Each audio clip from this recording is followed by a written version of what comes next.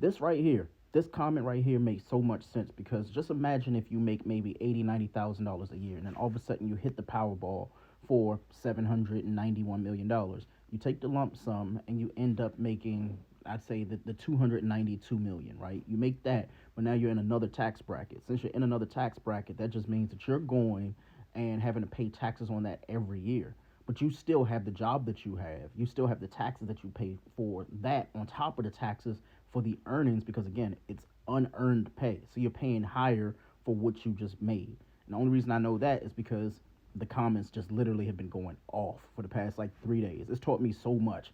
And again, financial literacy, not teaching at school at all. Like they're teaching everything else except for stuff like this, right? Knowing for a fact that you're going to pay more money every year because you're in a different tax bracket.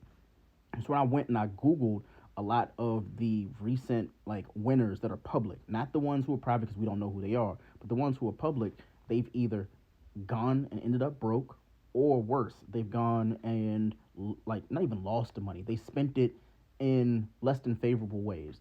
There was a woman, I forgot her name, but she's in North Carolina. She won for 158 million. This was in 2016. Boyfriend was someone who dealt in like bad things. Let's just say that because I don't know how TikTok's algorithm works, right? He dealt in all the illegal things and he ended up in debt, like with like bail bonds and stuff like that, over $12 million. I'm sorry, 18, because according to the article, let me see if I can find it.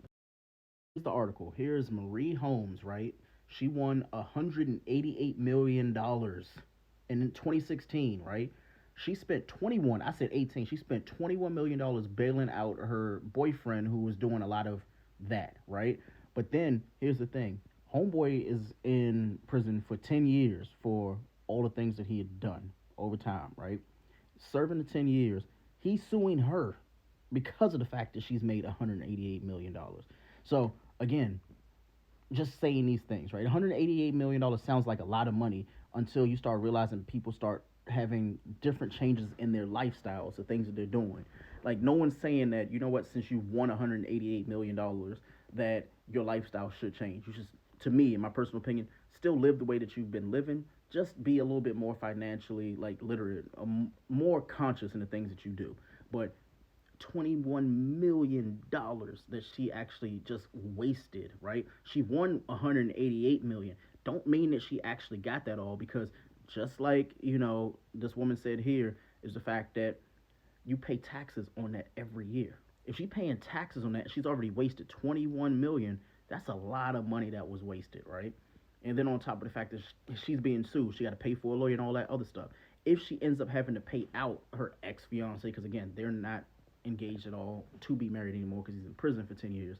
Like the taxes on top of what she's got to pay for a lawyer. If he ends up saying that, hey, I helped buy the ticket, I helped pay the numbers, and she can't prove it, and he can, half that money's going that she has in pocket, not the stuff after the fact. She got to pay that as well. So these are a lot of things that you have to think of that I'm personally thinking of when it comes to winning the lottery. Because, bro, this is wow, yo. Would have never thought